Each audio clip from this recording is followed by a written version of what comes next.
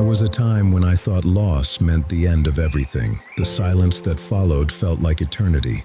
The people who once filled my world were gone, and the echo of their absence became louder than any sound I had ever known.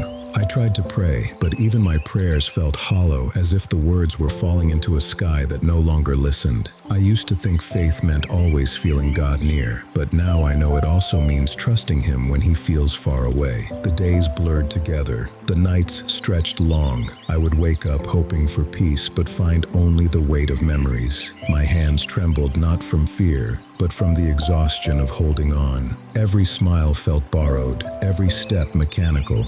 Yet somewhere beneath the heaviness, a whisper stirred, small, fragile, but alive. It said, "You're still here." That moment did not erase my pain, but it reminded me that light does not always disappear. Sometimes it hides behind clouds, waiting to rise again. And when it rises, it shines softer, wiser, truer. It is written, "The light shines in the darkness, and the darkness has not overcome it." John 1:5. I did not know pain could speak until mine began to teach me. It spoke not through words, but through silence, through the spaces where laughter used to live. I tried to escape it, filling my hours with distractions, my mind with noise, but pain is patient. It waits for you in the quiet, and when you finally stop running, it begins to speak the truth you were too afraid to hear. It told me that I had been strong for too long, that I had learned to wear courage like armor, while my heart quietly bled beneath it. I realized that healing does not begin when you forget the wound. It begins when you let it breathe in the presence of God. Every tear, every ache, every unanswered question becomes a prayer when offered with honesty. I stopped pretending to be okay and started confessing that I was not. That was the moment the light began to flicker again inside me, not as brightness, but as warmth. I felt seen by the one who understands pain without needing explanation. It is written, "He heals the brokenhearted and binds up their wounds." Psalm 147, verse 3. There were nights when I begged for a sign, a word, a dream, anything to remind me that heaven still remembered my name. But there was only silence. At first that silence felt cruel. Then I realized it was sacred. God's silence is not His absence. It is His invitation to listen deeper. When everything around me stopped making sense, I began to notice what had not changed. The sunrise still came. The air still carried the scent of rain. My heart, though bruised, still beat. I started to see that His voice is not always thunder. Sometimes it is breath, sometimes it is peace that does not make sense, sometimes it is the strength to wake up one more day. I learned that faith in silence is the purest kind. It is when you stop chasing explanations and start resting in trust. God may not always answer with clarity, but He always answers with presence. It is written, "Be still and know that I am God." Psalm 46:10. There are places in the soul that only tears can reach. I remember sitting in the quiet of my room, the air heavy with the scent of grief, and realizing that my tears were not signs of weakness, but signs of survival. I had spent so much time trying to be strong that I forgot strength often wears the face of surrender. When I finally allowed myself to weep, I felt something sacred awaken in me. My tears became a language God understood even when I had no words left to give. In those moments, I stopped asking why and started asking who. Who was holding me when I could not stand? Who kept my breath steady when my spirit trembled? The answer was not loud but certain. It was the same presence that had walked with me in joy, now sitting beside me in sorrow. I learned that pain is not the opposite of purpose. Sometimes it is the seed of it. Every tear carries a story, and every story carries a promise. Nothing you cry in faith is ever wasted. It is written, "Those who sow in tears will reap with songs of joy." Psalm 126, verse 5. There were nights when memory felt heavier than the present. I would close my eyes, and scenes from the past would replay like faded films, moments of laughter now echoing as loss. It hurt to remember, but it hurt more to forget.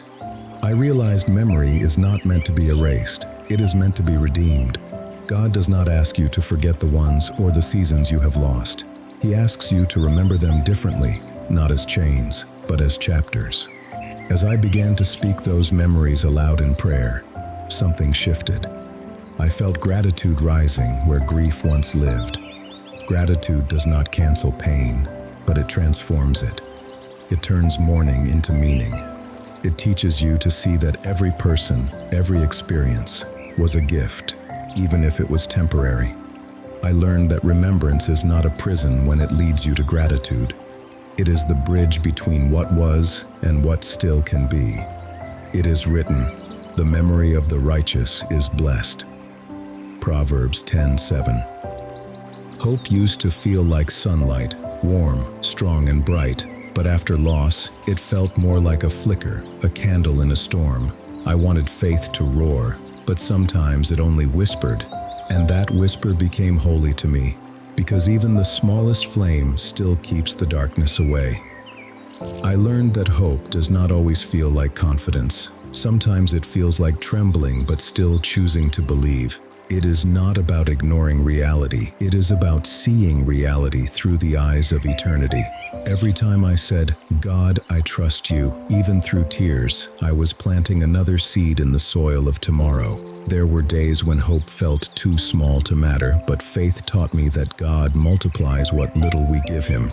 The same way he fed thousands with 5 loaves, he can feed a broken soul with a single prayer.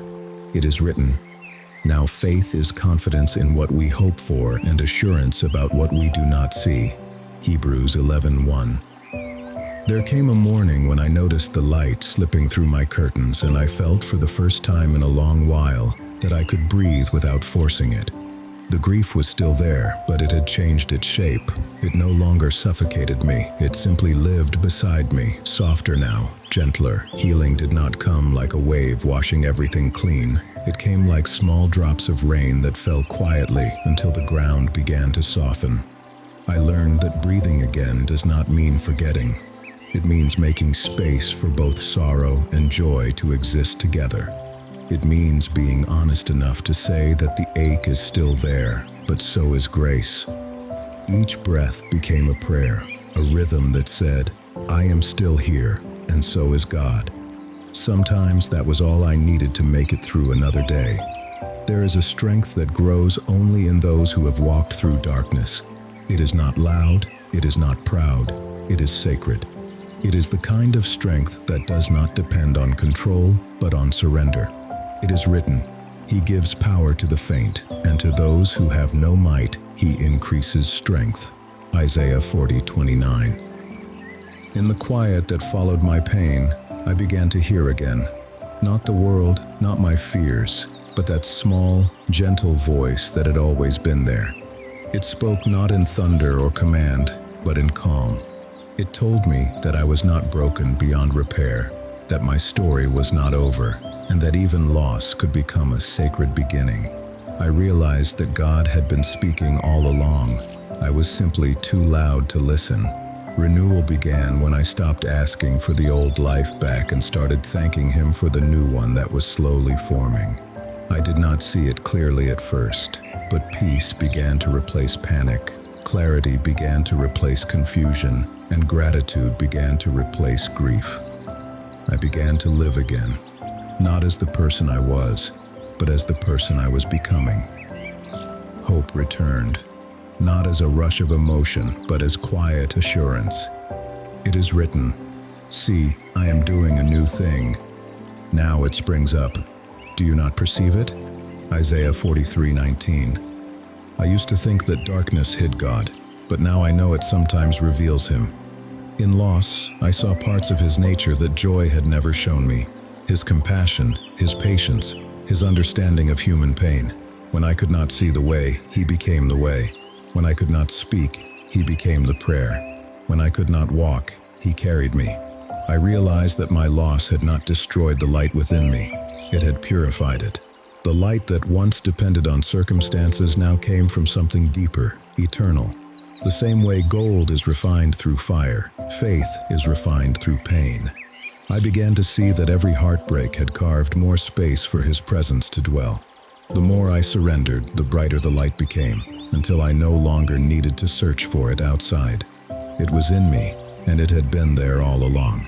It is written, "The spirit of man is the lamp of the Lord, searching all the inward parts of the heart." Proverbs 20:27. Wholeness did not come suddenly. It came quietly, like dawn after a long night.